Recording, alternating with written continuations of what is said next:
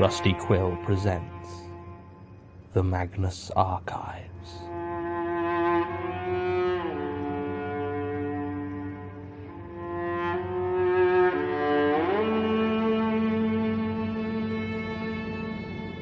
Episode 43, Section 31.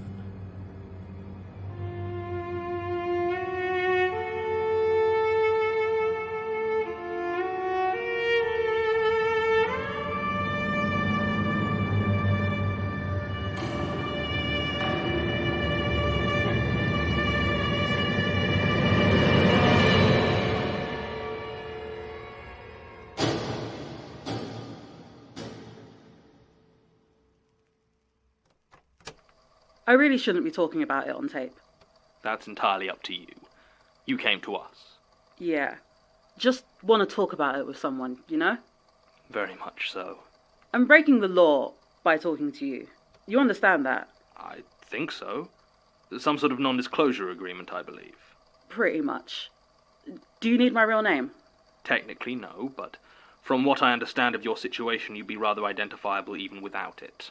This is not the first time we've had statements from witnesses in sensitive positions. I'll mark the tape and file it for internal use only, which means it comes under the Institute's own very strict NDA policy and cannot be referenced or requested by external agencies or authorities, such as the police. That's the best you can offer? I'm afraid so. Though I remind you again, you are under no obligation to make a statement if it makes you uncomfortable. Or if you're worried about your voice being recognized, you could always write it down. I'll make an audio copy later. I'm not really big on writing. I'm more of a talker. Odd choice of career, then. I hear there are lots of forms to fill in. Not much since I became Section 31. Yes, you mentioned this Section 31. You know what, we will cover it in the statement. Statement of Police Constable Basira Hussain regarding her time investigating strange occurrences as part of Section 31. Statement taken directly from subject, September 19th, 2016. Statement begins. Now? Yes. Right, well, first off, I'm not part of Section 31. It's not like a unit or a division within the police force or anything like that. It's a form you have to sign. Section 31 of the Freedom of Information Act covers exclusions for information pertaining to law enforcement. It just means that any information that could interfere with the prevention or detection of a crime can't be given out as part of an FOI request. So what happens is, when you stumble across something a bit weird, then after it's over, you're taken to one side and told to sign a form officially declaring what you saw and experienced was directly related to a crime. Then it's covered by Section 31 and can't be revealed under the Freedom of Information Act. There's a whole bunch of other NDA stuff in there as well, but it basically means you have to keep quiet about it. The thing is, signing your first Section 31 really marks you out. Word spreads fast in the station, and once they see you've signed one, people start to push you in that direction. They call you sectioned, which I guess is kind of appropriate. You're generally assigned to head out with others who signed, and if any officers get a whiff of something weird from a scene, they'll wait till you arrive, rather than going in themselves and risk getting sectioned themselves. I suppose in some ways it's kind of a unit, but not one with any funding or training or official power. Just a bunch of burned out cops with a retirement rate 5 times the average. That's why it took so long to get a car here when your friend found Miss Robinson's body.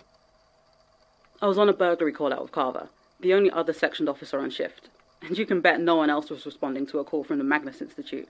No offense. None taken. And full names, please. What? Oh, PC Richard Carver. Thank you. I did notice you seemed less taken aback by the large number of shriveled silver worm corpses than I would have expected.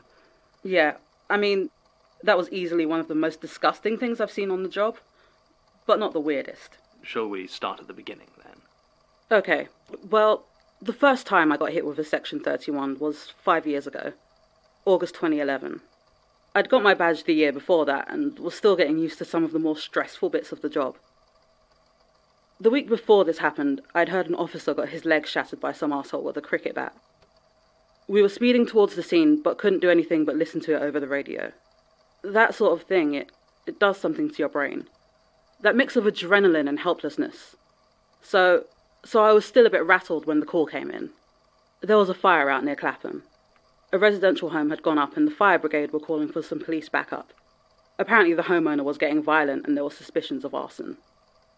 I was riding with John Spencer back then. We didn't really get on. Let's just say I wasn't a fan of the tone he always used when he said the word diversity. Though I never had enough to bring any real grievance about it. Even so, he didn't deserve what happened to him. So we arrive at the smoking ruin of a house, and the firefighters have got it pretty much locked down. Just a lot of smoke and damp rubble, except for where we see a couple of firefighters struggling to keep a guy restrained. He was a Hispanic male, probably mid to late 40s, heavy set with a completely shaved head. Another of the firefighters, this one with a fresh black eye, comes over to brief us. Apparently the guy had burst out of the house shortly after they arrived, not a single burn mark on him. The fire brigade had approached to see what help he needed, but instead he just started throwing punches and trying to run. That was an assault charge, sure, but why the arson? The fireman just sort of nods to him, and I realised for the first time the bald guy's saying something. Not loud, but intensely. I mean, this was years ago, so I don't remember exactly what he was saying, but it definitely involved the words cleansing fire, all shall be ash, and the name Asag, which I later learned is some kind of Sumerian demon. So that's fun. I reckon suspicion of arson was probably about right, and Spencer agreed. So he went to arrest the guy, maybe calm him down some while I got the handcuffs on. There's still part of me that feels guilty it was that way around. As I was cuffing him, there was this sudden, intense pain in my hand. It was just as I touched the metal to close them, it was incredibly hot.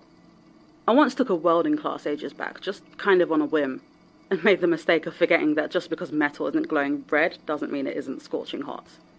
It was that same burn, too intense for your mind to process for a second. Then all your nerves fire at once. It hurt, is what I'm saying. If I hadn't managed to get the cuffs closed before the pain really hit, I don't know what would have happened. As it was, I ended up with some badly blistered fingers, while in front of me the guy leaned over to Spencer and whispered something right in his ear. I didn't hear what he said, but Spencer went completely pale. He was shaking slightly as we shoved the guy in the back of the car, and I had to drive us back to the station. He refused to tell me what the guy had said. Our arsonist's name was Diego Molina. He was assistant curator at some Mexican museum come over with a loan to the Natural History Museum. But they hadn't heard from him for a few weeks. He didn't say much in questioning, though his English was clearly fine. Unfortunately, the arson case collapsed pretty quickly, so we just had to slap him with assault and let him walk with a hefty fine. Spencer didn't exactly help matters by getting himself suspended. The only thing Diego Molina had on him when we brought him in was a small book bound in red leather. They caught Spencer in storage, trying to destroy it with a Zippo lighter. I never saw him again. They told me he killed himself when he got home. Apparently he'd somehow filled the bath full of boiling water and just got in. Official story was he'd somehow done it using a kettle, which... That's just about the weakest cover-up I've ever heard. Anyway, after that happened, and I'd explained my burned fingers, they gave me my very first Section 31. I see. I see. How many potentially paranormal events do you generally investigate as a police officer? None. No one says the P word. Not paranormal, not supernatural, not even spooky. The words you learn to look out for are weird, odd, strange. And if you hear the phrase, "I'm not quite sure what I'm looking at," then yeah, you're not getting much backup. Almost all of them are false alarms. We get called to a lot of bad drug trips, animal attacks, and folks with genuine mental health issues. Those are the ones that have the potential to sound weirdish during initial contact. I didn't get another genuine Section 31 case for almost 3 years. July 18th, 2014. I remember because it was the hottest day of the year and the aircon in the car was out, so we were really suffering. It was me and Alice Tonner who... Everyone calls her Daisy, but I can never get her to tell me why. Anyway, Daisy was sectioned years before I was even on the force. She's never been that forthcoming about any of her own experience, takes Section 31 very seriously. The most I could get out of her was that she was originally sectioned for something she referred to as spider husks. The way she described it, it sounded like she'd found a bunch of shells. The sort crabs leave behind when they grow, but I could never figure out if it was meant to be the husks of people-sized spiders or the spider-like husks of people, and Daisy never seemed like she wanted to clarify. I'm sure she mentioned vampires once as well, but I think she was joking. Probably. Maybe. Anyway, we were headed towards Kensington. This one had originally been called in for the ambulance, but then neighbours had reported gunshots, and we had a very strange call with the paramedics. They had specifically refused to confirm there was a gun on scene, so we didn't send an armoured unit. They were still on standby, but something in the paramedics report made the other responders decide they should wait for us to get there. The building was pretty run down for Kensington. Still nicer than my house, but, you know. The paramedics met us at the door and showed us up. The lift was out, so we headed up the stairs. On each floor, I saw faces peering out of the cracks in front doors. They must have been the neighbours who heard gunshots. We carried on up until we reached the door that was already open. The lights inside were off. Paramedics said they've all been smashed. The windows had all been painted over, and it was like a boiler room in there. But even in the gloom, it was clear there was a lot of blood around. A lot of blood. We found the victim in the living room, sat on a large armchair. His face was a mess. We got a torch on him, and it was clear he'd been shot in the head multiple times at close range. He was male, white, youngish. Age was hard to guess from what was left of his face. His clothes were new, and there were a lot of expensive-looking trinkets about the place. A lot of old-looking dominoes set in glass cases. Daisy spotted the gun lying next to him and went over to retrieve it while I checked the place for any other signs of life. I just turned around when I heard Daisy scream. The guy was moving, trying to gurgle something through what was left of his jaw. He was reaching for the gun. Daisy leapt for it, but it was right next to him and she missed. The man, who he should have been a corpse already, raised the gun and pointed it into this mass of flesh that was his head. Daisy grabbed the gun before he could pull the trigger again and managed to wrestle the gun away from him. Then he made a noise, just a really horrible sound. I think he was trying to cry. The paramedics took him after that. They didn't really want to, but it was clearly more in their domain than ours. I assume hospitals probably have their own version of a Section 31 those poor idiots had to sign later. Daisy and I told them we'd clear it up on the police side. Just a standard suicide, and the body was taken by the ambulance. It cut down on the forms, and neither of us wanted to sign another goddamn Section 31. Fascinating.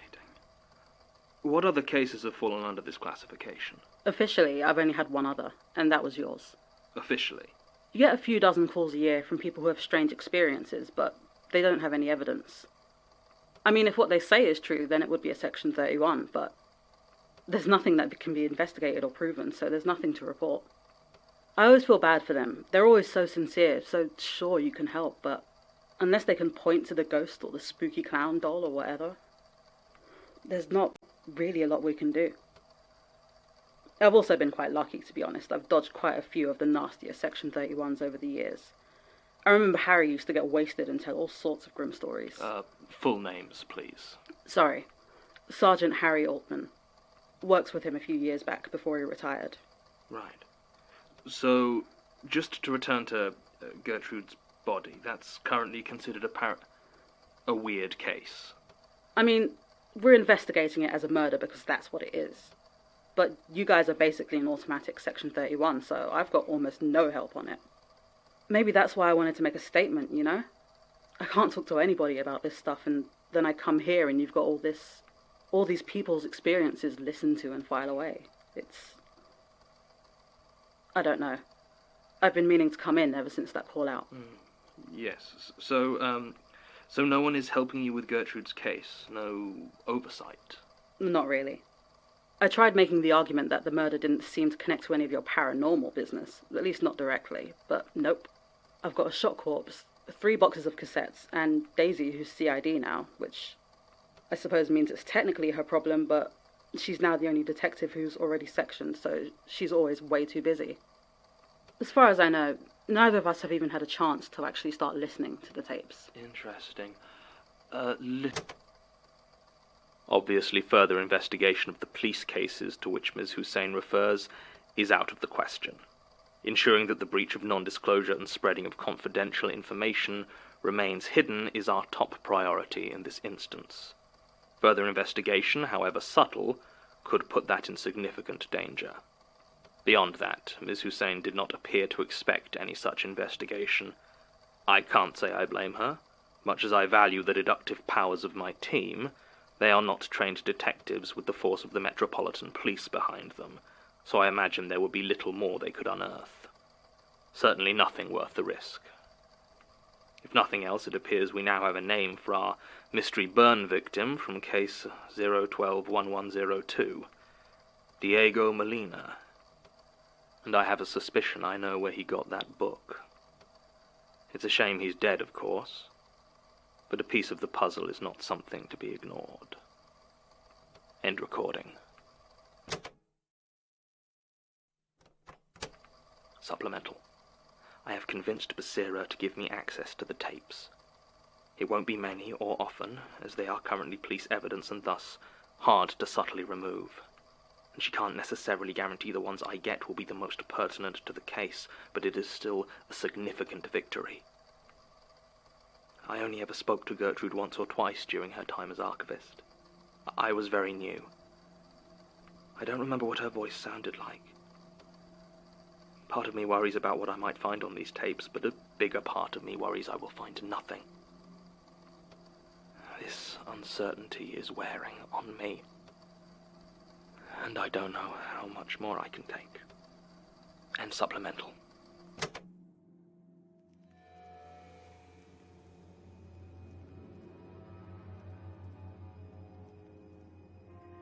The Magnus Archives is a podcast distributed by rustyquill.com and licensed under a Creative Commons Attribution Non-Commercial Share-alike 4.0 international license.